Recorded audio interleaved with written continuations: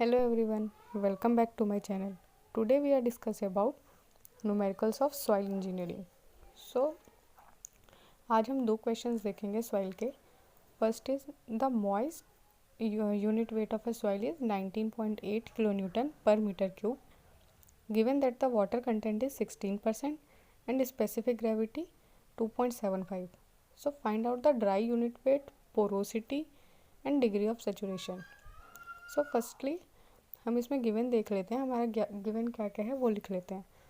तो हमें gamma given है, unit weight of soil 19.8 kilometre पर मीटर क्यूब. हमें वाटर कंटेंट गिवन है 16% और specific gravity means GS given है 2.75. तो पहले हमें ड्राई यूनिट वेट निकालना है. तो हम ड्राई यूनिट वेट को गामा डी से रिप्रेजेंट कर लेते हैं. Gamma d is equal to में गामा अपॉन में 1 प्लस डब्लू मीन्स 1 प्लस वाटर कंटेंट. तो हमारा गामा कितना था 19.8 अपॉन में 1 प्लस 0.16. सो ये कितना आया 17 किलोमीटर पर मीटर क्यूब. सेकंड हमें इसमें पोरोसिटी निकालनी है. पोरोसिटी को हम एन से डिनोट करते हैं. पोरोसिटी का फॉर्मूला क्या होता है, n equal to e upon में 1 प्लस ई. ई हमारा जो होता है वो वॉइड रेशियो होता है. तो इस क्वेश्चन में हमें वॉइड रेशियो गिवन नहीं है, तो हम दूसरे रिलेशन से, दूसरे इक्वेशन की हेल्प से ई निकाल लेते हैं, ई फाइंड आउट कर लेते हैं. सो किससे निकालेंगे, gamma d equal to G s into gamma डब्लू अपॉन में 1 प्लस ई. गामा डब्लू जो है वो है यूनिट वेट ऑफ वाटर, जो कि स्टैंडर्ड होता है 9.8 किलोमीटर पर मीटर क्यूब. ठीक है, तो हमें बाकी चीज़ गिवन है 1 प्लस ई हमारा इधर साइड आ जाएगा. तो जी एस इंटू गामा डब्लू अपॉन में गामा डी. सो कितना आ जाएगा इसका आंसर हमारा, ई जो है ई आ जाएगा हमारा 0.58. फिर हम ये वैल्यू जो 0.58 है ई की वैल्यू, उसको हम ऊपर वाले इक्वेशन में पुट करेंगे, जो कि हमारी थी n equal to e upon में 1 प्लस ई. तो क्या आंसर आ जाएगा इस इक्वेशन में हम डालेंगे तो हमारा एन पोरोसिटी एन आ जाएगा 36%. तो 36% क्यों, क्योंकि हम हमेशा पोरोसिटी को परसेंटेज में प्रेजेंट करते हैं. थर्ड हमारा क्या है, degree of saturation means s. तो एस का फॉर्मूला क्या होता है, s into e equal to डब्ल्यू जी एस. तो क्या है हमारा, डब्ल्यू हमारा कितना था, वाटर कंटेंट कितना था 16%, तो 0.16. जी एस हमारा स्पेसिफिक ग्रेविटी हमारा 2.75 था, और हमने अभी ई की वैल्यू नीचे निकाली है. ठीक है, तो कितनी आई थी की वैल्यू 0.58. तो हम इससे निकाल लेंगे अपना डिग्री ऑफ सेचुरेशन, हमारा एस आ जाएगा.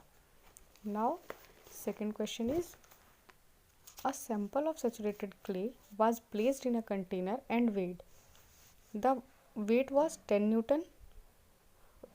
The clay was then placed in an oven for 24 hours at 102 degrees Celsius. The weight reduced to 8N. If specific gravity is 2.6, determine water content, second void ratio, third moisture unit weight, and fourth dry unit weight, and fifth is effective unit weight. तो इन्होंने क्या बोला है कि जब हमने wait sample को डाला, मतलब वेट करा, तो उसका आया 10.